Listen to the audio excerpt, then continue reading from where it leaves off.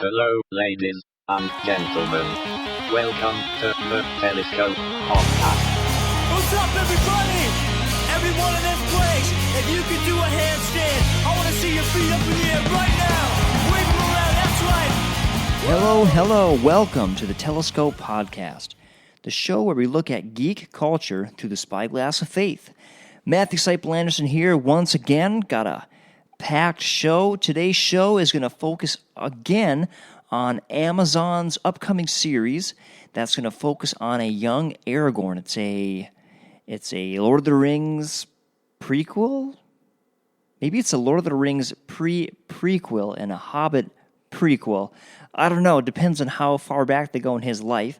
But before we get into that, just want to mention that on our Facebook page, the My Savior's Anthem Music and Podcasting Facebook page, I've got some artwork that I created, and it's like reject artwork that I made, and I just decided to throw it away.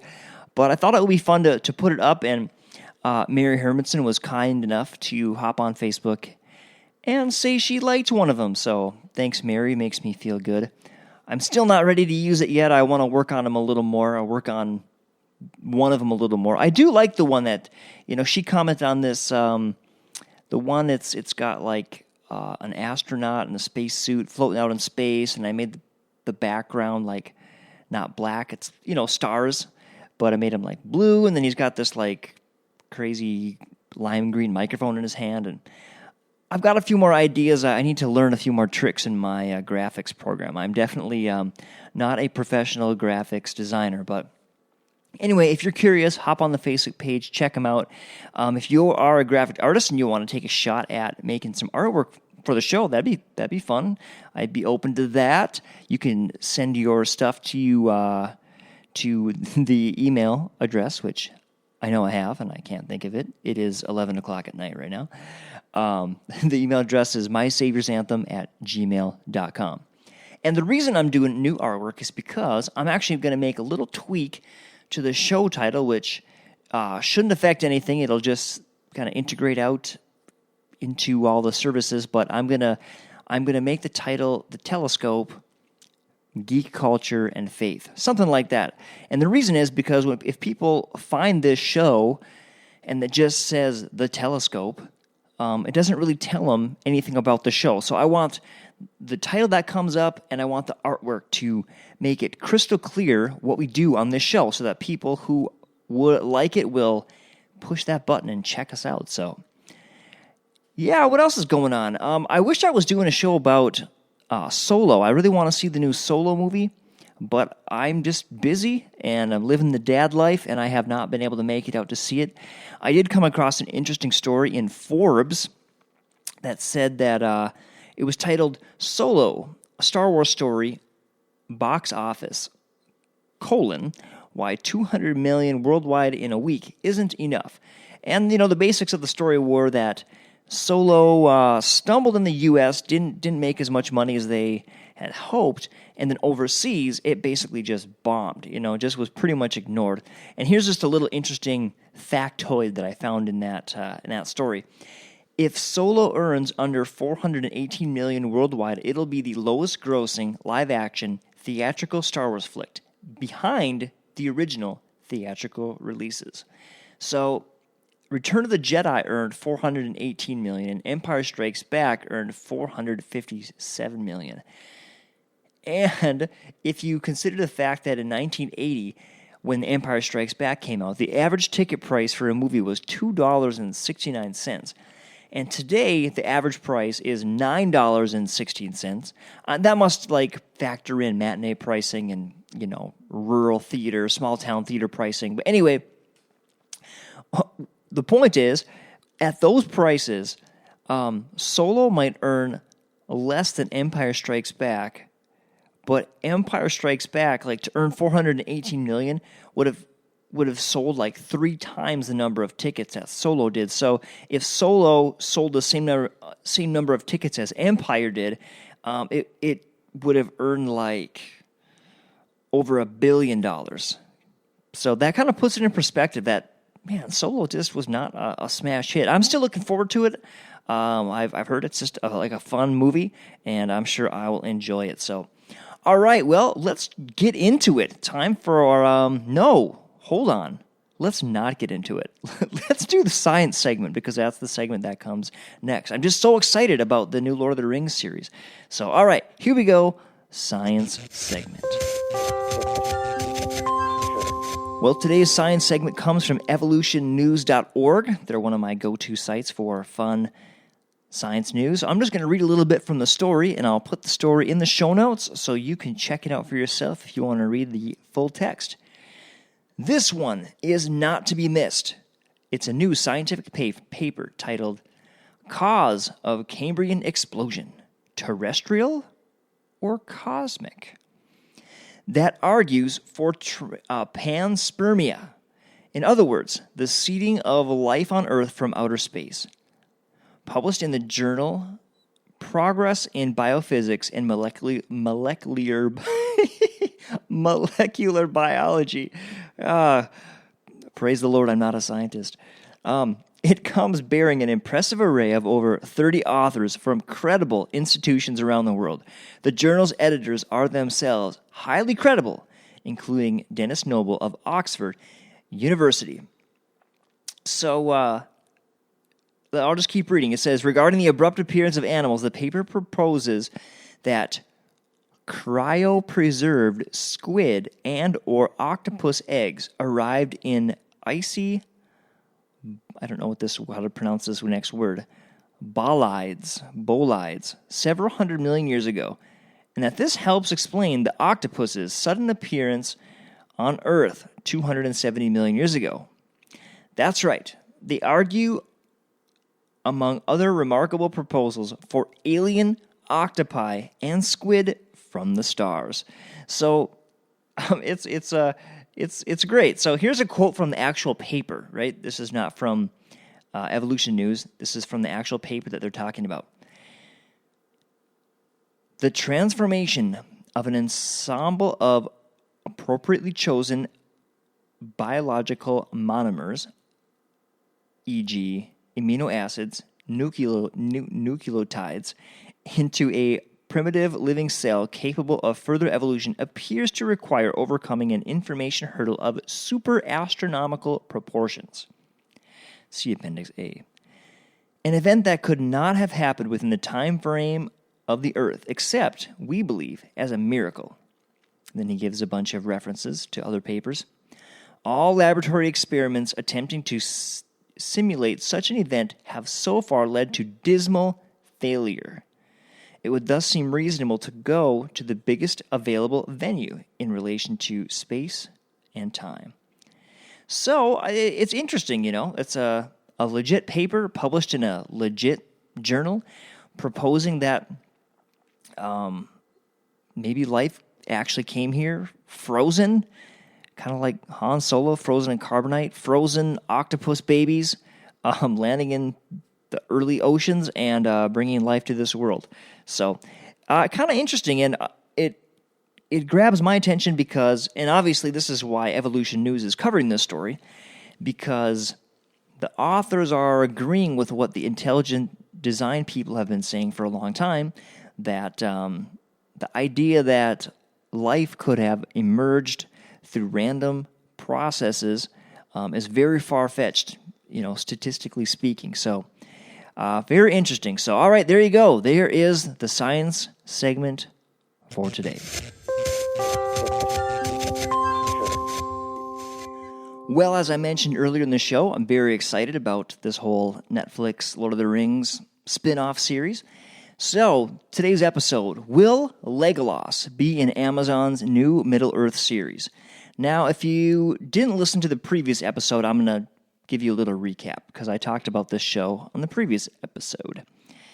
Amazon revealed that a young Aragorn will be the focus of this new series' first season. That was the big, exciting news for the last show. Now, doing the last show and hearing all this news, it put me in the Tolkien kind of mood. So I went back and watched the Hobbit movies.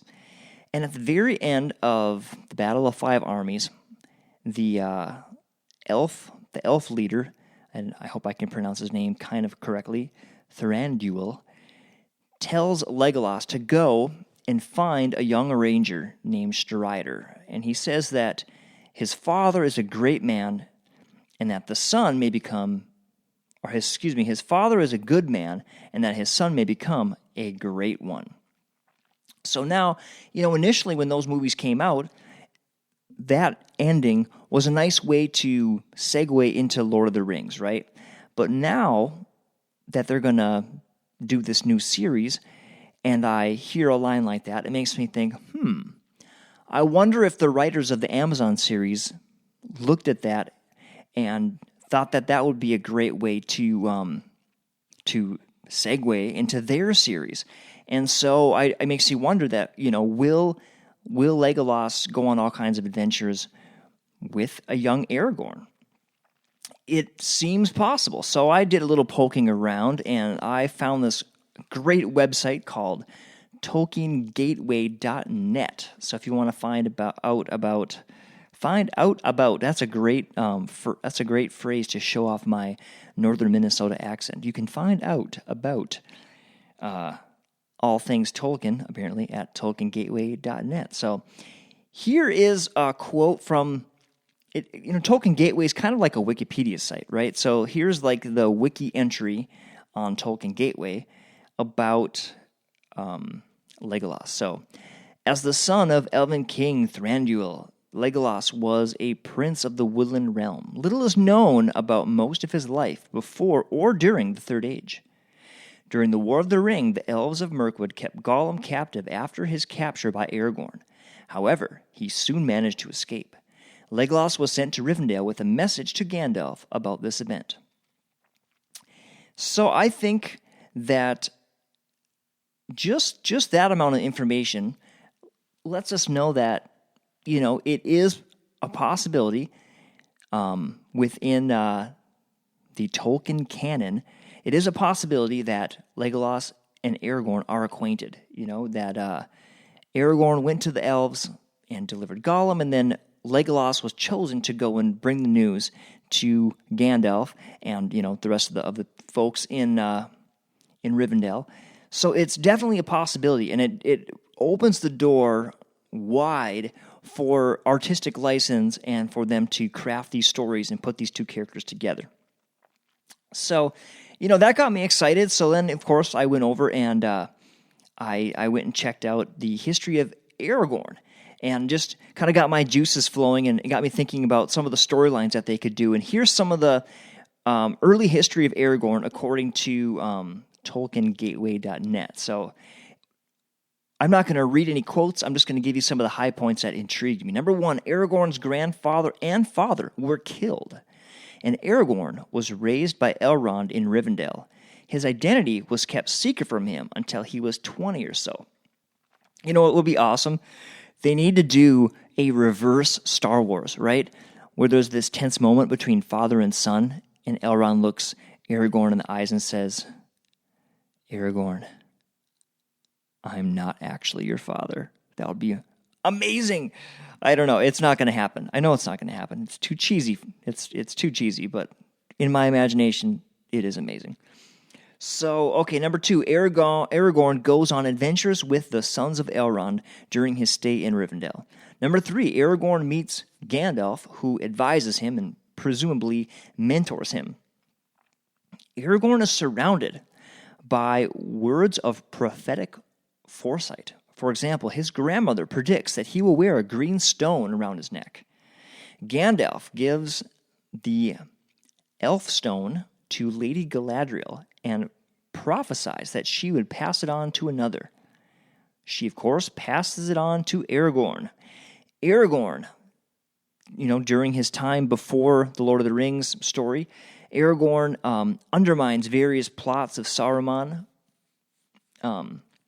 while in Gondor and in Rohan, and eventually ends up reconnecting with the remaining men of Westernesse and defending the Shire. So there is just the fields are wide open for them to just come up with all kinds of cool storylines and what I would love to see is I would love this to be a kind of an entry point into even older stories. So, Aragorn could be doing things and meeting characters that are obviously going to tie into The Hobbit and Lord of the Rings, but hopefully they'll also tie into some previous history, like from the first or second age, like probably the second age of Middle Earth. If I remember correctly, it's been a while since I've read the Silmarillion, but I think the Silmarillion is like the first age, and then into the second age. And the first age is like the creation, and when the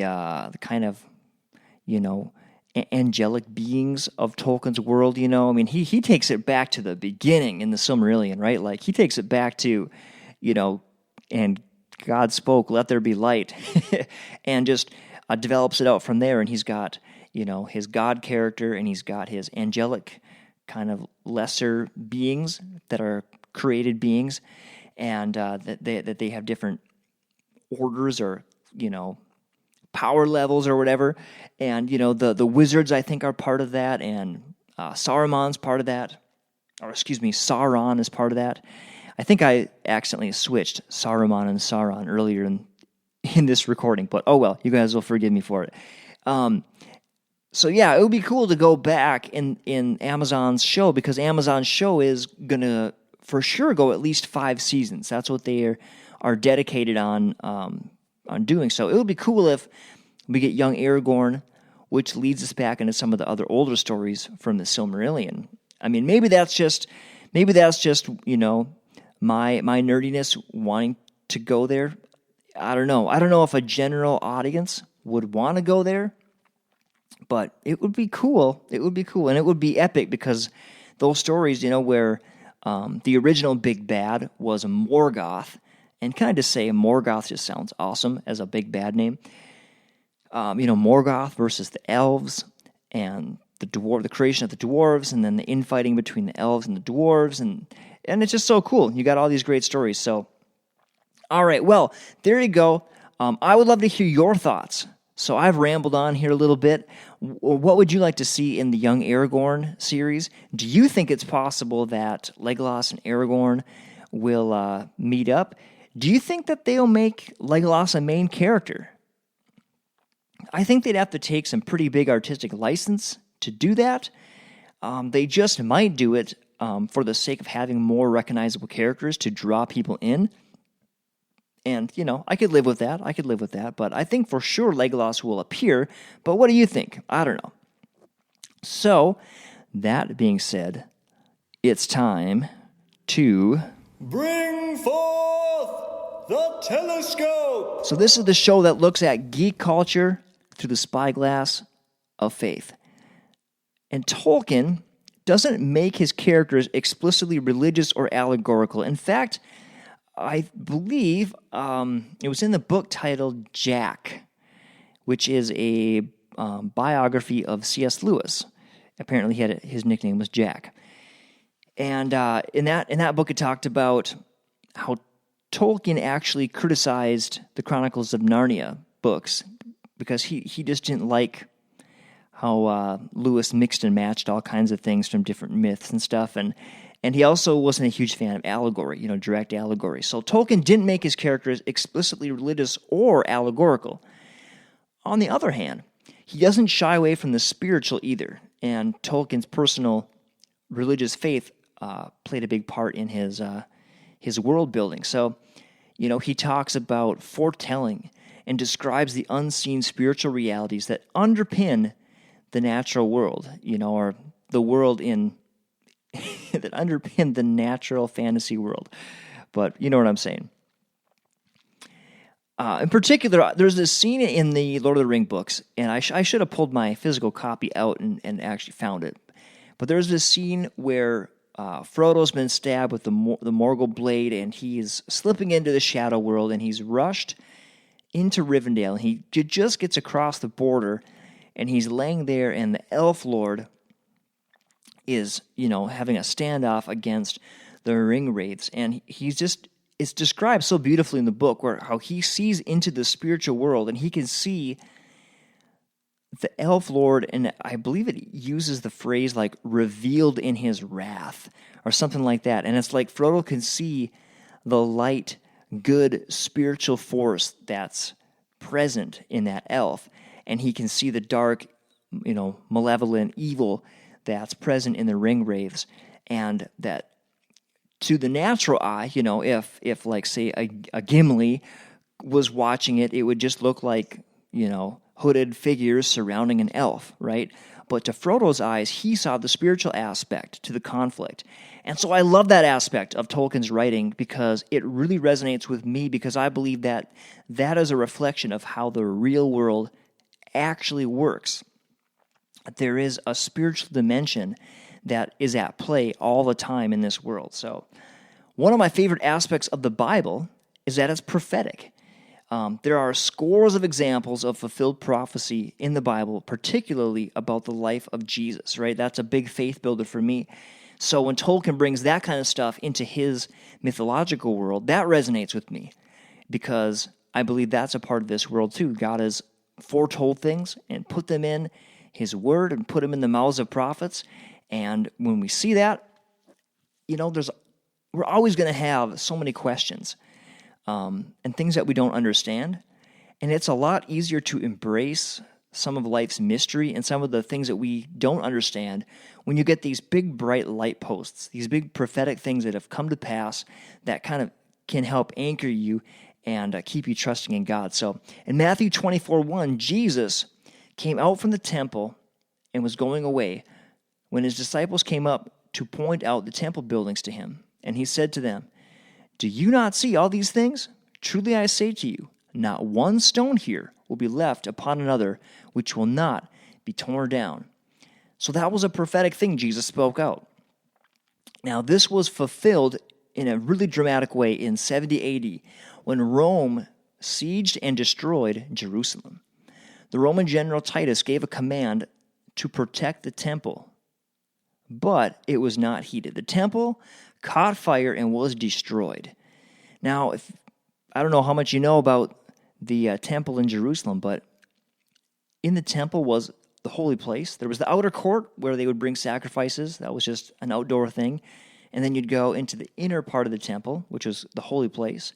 And then there was a room in the center called the Holy of Holies, where the high priest could only go one time a year to bring blood to the Ark of the Covenant. Anyway, that room was overlaid completely with gold. And so when the temple burned in 70 AD, all that gold melted, and it melted and went between the stones. And so after the smoke had stopped and the city was destroyed, the soldiers came and they were, plundering the city, and they tore apart the temple and literally toppled the stones apart to get the gold that had gone between the stones. So really dramatic fulfillment of that prophecy. And, you see Jesus weeping over Jerusalem before he goes to Jerusalem near the end of his ministry. And he predicts that soldiers are going to surround it and it's going to be destroyed. And it happened in dramatic fashion. Well, that wraps up another episode of the show. Hope it encouraged you. Hope it got you excited to watch some new Lord of the Rings content. As always, I would love to hear your feedback. Hop over to My Savior's Anthem, Music and Podcasting, and put your comments there. If you've got some graphic design skills and you want to try your hand at doing some design, you can throw out your images to mysaviorsanthem@gmail.com. They have to be 1,400 pixels by 1,400 pixels, FYI. And they have to look amazing. All right, I'm going to sign off and call it quits for tonight. Time to go to bed. As always, love you. Take care.